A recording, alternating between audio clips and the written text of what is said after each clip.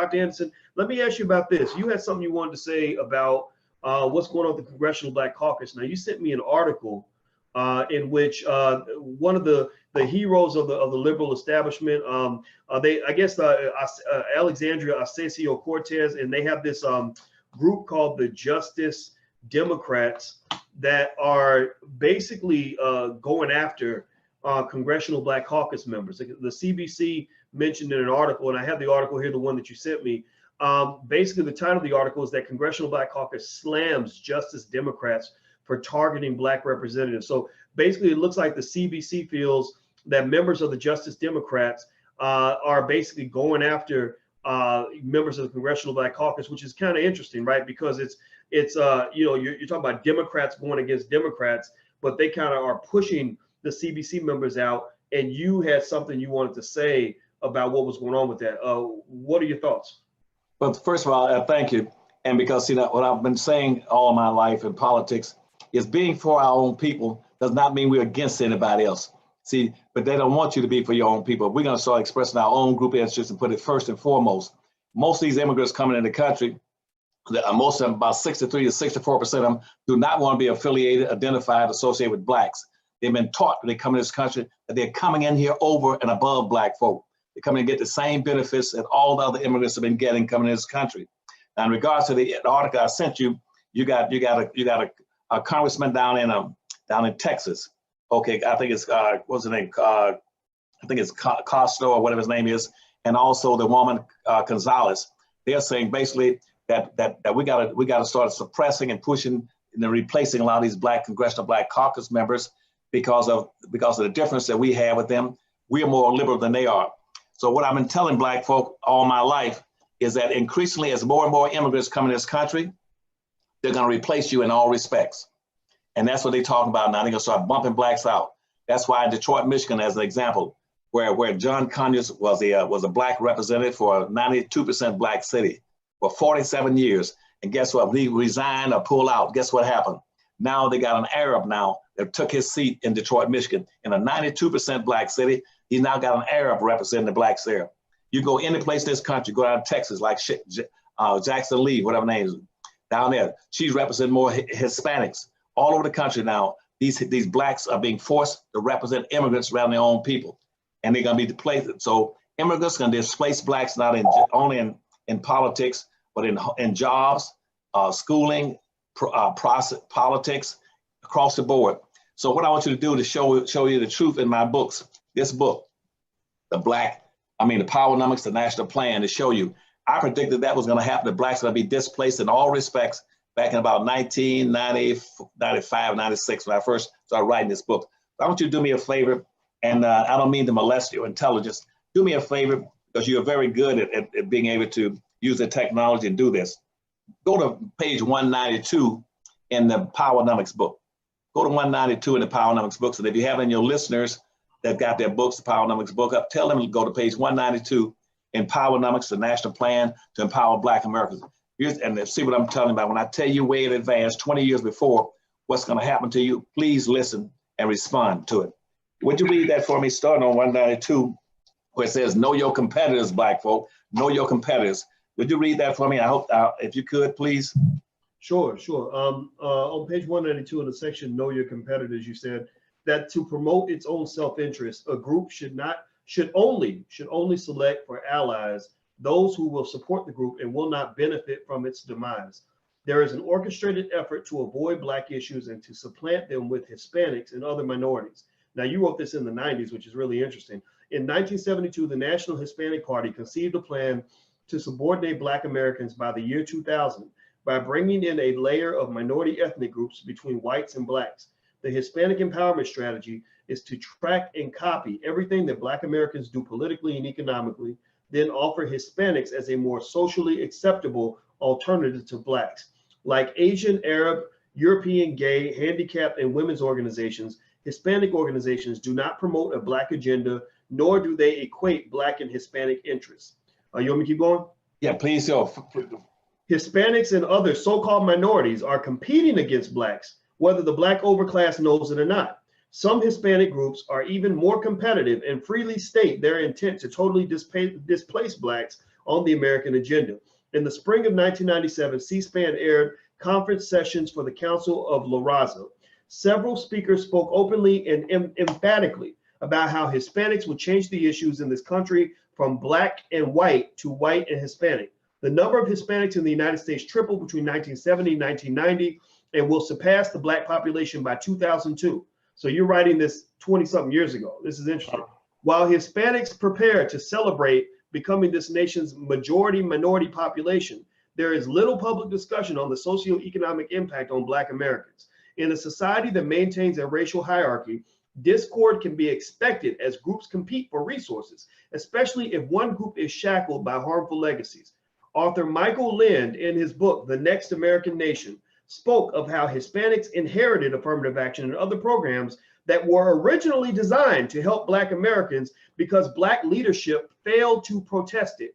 Lind said, quote, "One by one, Hispanic mayors will replace Black mayors. Hispanic contractors will edge out Black contractors. Hispanic quotas in education and hiring will increase. Hispanics will demand their own congressional districts at the price, if necessary, of the destruction of Black majority districts." Lind expressed amazement that Black leaders would allow white women and ethnic minorities to replace Blacks. He wondered what Black civil rights leaders would have said in the 1960s had they known that within one generation, the primary beneficiaries of affirmative action and other civil rights initiatives would be well-to-do white women, Hispanics, and Asians. Most of these Hispanics are classified as whites and live in Mexico, Cuba, Salvador, Honduras, and Guatemala for decades after the end of the civil rights movement. Yet they now displace Blacks. How do today's Black leaders justify their active role in helping women, Hispanics, Asians, and other immigrants capitalize on Black issues, then edge out and subordinate Blacks? What y'all think about that? Woo! Dr. Andy. I was reading, my voice got louder because I was just, that's amazing you wrote that in the 1990s. That's what everybody needs to understand. Go read Powernomics, page 192. If you have that book, read it for yourself, read it to your family, and read it over and over again out loud so you can really process this. Dr. Anderson, I'll let you go ahead and please interpret what you wrote in the book. Well, thank you. You did an excellent job of reading it for me, and I appreciate that. And what I was saying here is that now the Congressional Black Caucus is under pressure from Hispanics and Arabs. They're going to displace Blacks in public office. And that's what that article was about. They're now challenging Black. And here on that front of the cover, I'll hold it up like this. In the front cover, you see this picture up here? That's what the Congressional Black Caucus members are trying to speak back, push back against Hispanics, trying to displace them. And see, on the funniest thing over here is in this corner right here, that guy Al Green. That's one of the guys that was also pushing to support gayness across the country by gay groups. And then we got to give them a month for celebrating their gayness and being proud. And that was it. So let's give him that. He passed and may file a resolution or a bill in Dallas, Texas. He's a Black congressman saying we need to declare the month of June as being gay month. And you see that? There he is right over in the right-hand corner, the farthest one over right there. And so now these Blacks up against the wall. And to be perfectly honest with you, I don't really even give a darn about it anymore. Only a few Blacks in the Congressional Black Caucus understand the issues in this country about Black folk and are willing to do anything about it. And I go, Maxine Waters, one of the strongest ones I know there. She's always been very responsive to everything I've asked her to do for Black folk. But most of them is about as useless as tits on a bow They ain't gonna do anything for Black folk. And so I don't expect it. So I think it's that things have turned, and now is the time for them to get burned. They've been trying to bring in all these immigrants. Now these immigrants are gonna kick their asses. And that's what I wrote about in that book. That's it, just on that page and a half. I predicted this way back in the 1990s, saying you're gonna get your butt kicked. They're gonna come and hunt you. So now I'm glad to see, in some respect, that they're coming after Congressional Black Caucus. They never done a damn thing for Black folk. They've been so busy trying to represent minorities and poor folk and color and trying to save the damn world that I cannot find out one single bill that they propose to save something specifically and dedicated strictly and solely to Black folk. Never. Only thing they ever talked about in the 47 years they've been in existence was talking about we got Martin Luther King's birthday, but that's all they've ever pushed. I cannot find out one instance where they filed something strictly and solely for Black folk. It's what Dr. Anderson, how about reparation on the House Bill 240? That was the dumbest bill that ever been filed. Talking about reparations, John Conyers bill 240. I mean, talking about we should have white folks appoint a committee to spend 8 years studying whether or not Black folk need reparations. That's the dumbest. That takes a record. I cannot go back through history and find any one damn bill that damn dumb. Ask the people that enslaved your ass, would you study it for the next 8 years to see if you can tell us whether or not we were entitled to it? I can tell them right now, 98% of them are opposed to it. I mean, 98% of whites were opposed to it in 1860, 100 years ago. They're still, 98% are still opposed to it. Why would you ask them? Well, I know you all robbed and raped us and castrated and lynched us and stole everything from us, but why don't you study for 8 years and tell us what you think? Hell, I can tell them that. They think you're a bunch of fools for asking. But anyway. But let me say that I do think that's interesting, right? It's almost like if I owe you $1,000 and you say, pay me my money, I got proof that you took my money, and I say, well, let me spend 8 years studying whether or not I owe you the money. I need to study whether or not you really need the money and whether or not the debt is valid. Give me 8 years to study it. You know, that it almost sounds like that it's a delay tactic. What do you think? Do you think that's what it is? They're just trying to get Black people to go ahead and vote now. Like, go ahead. You know what I think we need to tell them? This is what I'm gonna tell y'all this. Dr. Anderson, this is your floor. I want you to speak. But when they come and tell me they need 8 years to study whether we deserve reparations, I'm gonna be like, you know what? I need 8 years to study as to whether or not I need to vote for your ass. So 8 years, and I'm gonna study whether or not you deserve the Black vote. And we'll talk again in the year 2027, because you ain't getting shit from me until you start delivering some shit. Go ahead, Dr. Anderson, please. You did an excellent job of summarizing. That was an excellent job. You gotta study something. Yeah, I kicked your ass, but let me study and think about what I'm gonna do. It blows my cotton picking mind. I don't know what the Black leadership of this country is, whether they're just naive or they can't be that damn dumb. And because, once I tried to decide when I was over education, what's the difference between an uneducated and a stupid Black person?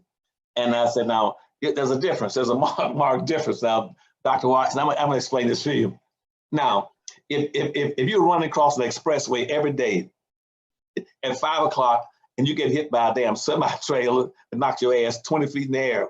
Now, and you do that the first time you get hit, and you do it because you just didn't know any better, then you were just uneducated.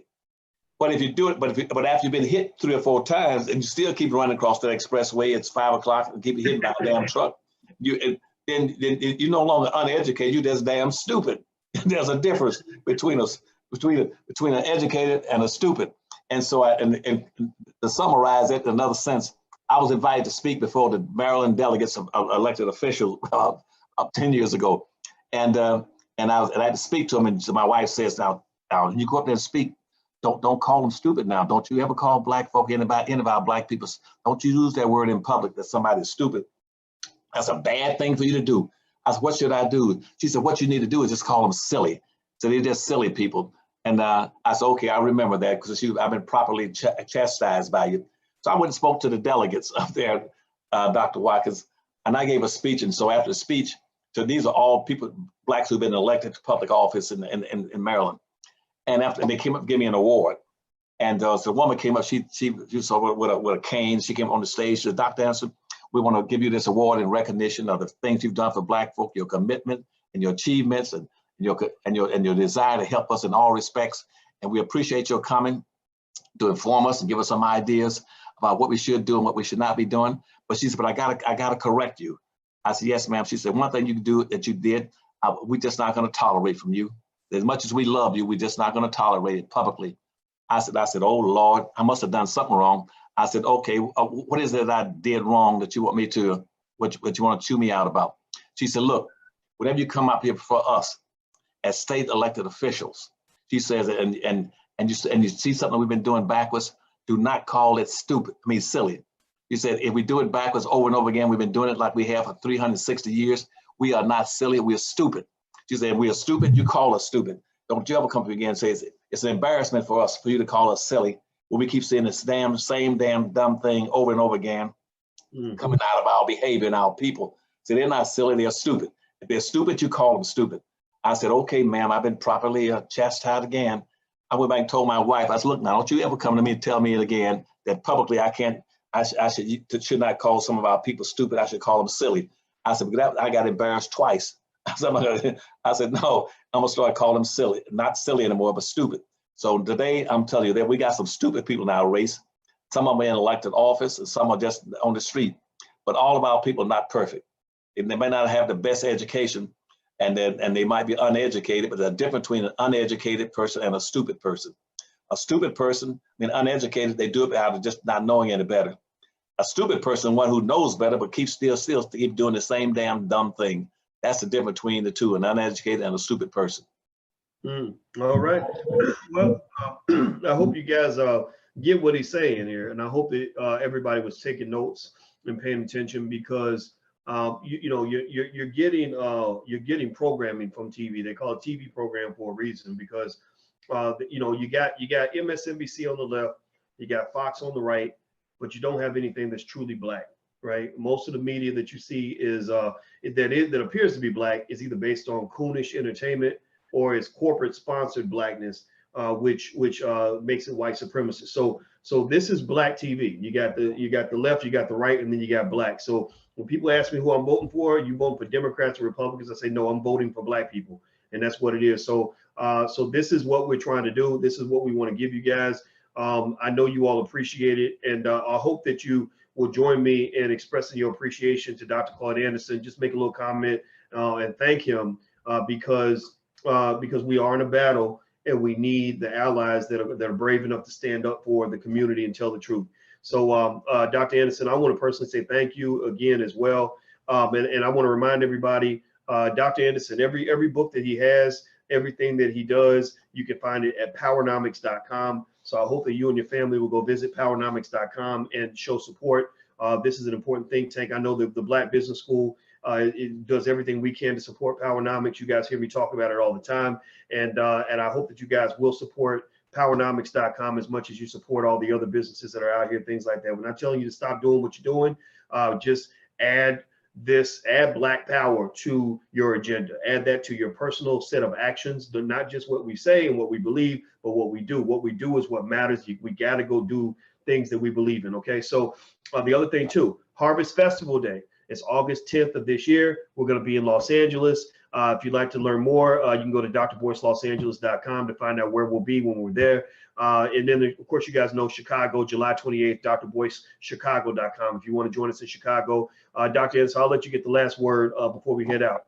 Right, thank you. And to tell them also that we're encouraging every community and across America to create their own Harvest Festival Day on that same day, which is pensive. So that every second Saturday, for them to tell every institution, every organization, every church, every business to come together and unite, bring their people together on that day to go out and bring all the kids for family outings, have a good time, but they can have recreation and excitement and knowing and getting to know each other again, participating in games and funds, or having festivities with food, whatever they want, but at the same time, have situations structured that re-educate them on the needs of Black folk, the history of Black folk, what they have produced in this country that's now been accepted and taken over by whites around the country. We have been the most productive people on earth. So when they set up those Harvest Festival days, some of it should be like maybe half should be entertainment for the family and the kids.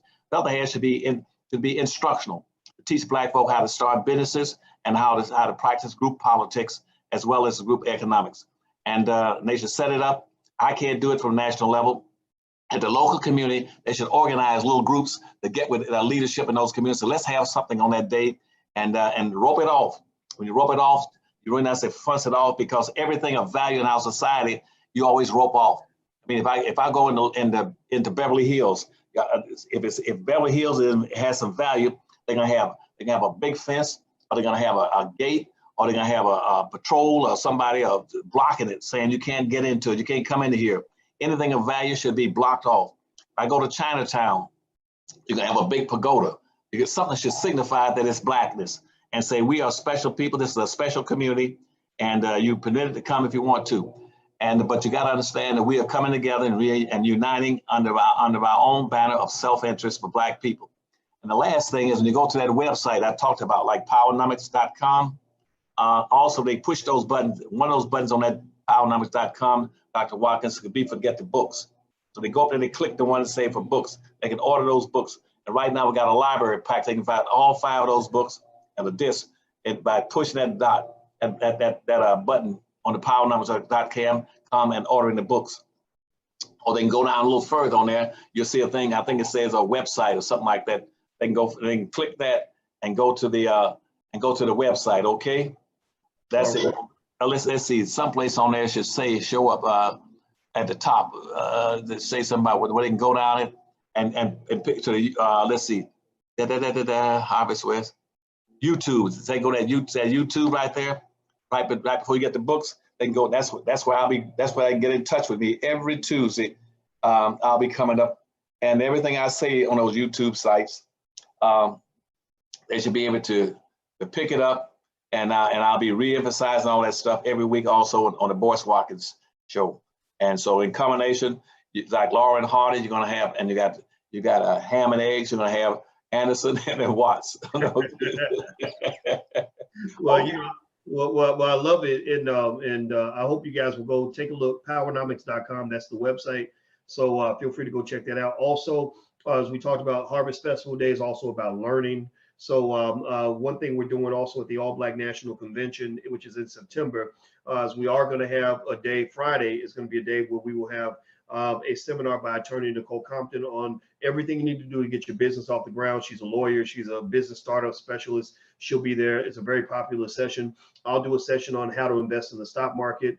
Also, if you haven't started investing, you can actually get a free training to buy your first share of stock by visiting blackmoney100.com. Just go sign up at blackmoney100.com. There's a free training. It'll take 15 minutes and you'll be investing right away. So we want you to take actions in your own family, little baby steps that'll help you move forward, help you break cycles, help you build family empires. That's what we're all about. So thank you very much, Dr. Anderson. I appreciate your time. Well, thank you. And I'm going to go take a check and see how many of them bought that red page 192.